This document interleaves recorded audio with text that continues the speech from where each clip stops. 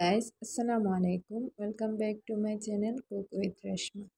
আজকে আমি caramel pudding কিভাবে বানাই সেটাই দেখাবো।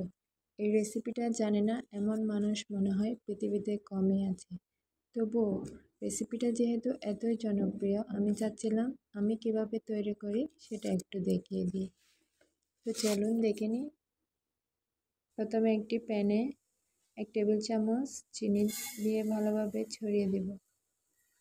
ছড়িয়ে চুলার তাপটা হালকাভাবে রেখে ক্যারামেলটা আমি তৈরি করে নেব, ঘুরিয়ে ঘুরিয়ে তৈরি করে নেব।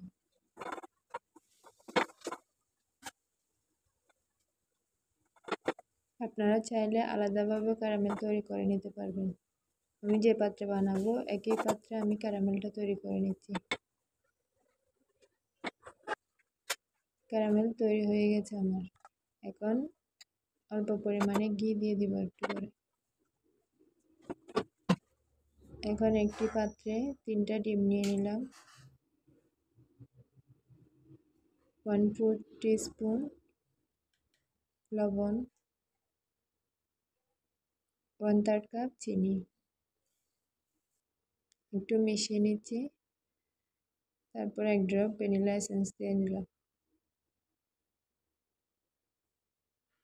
একটু মিশিয়ে 1/4 চা চামচ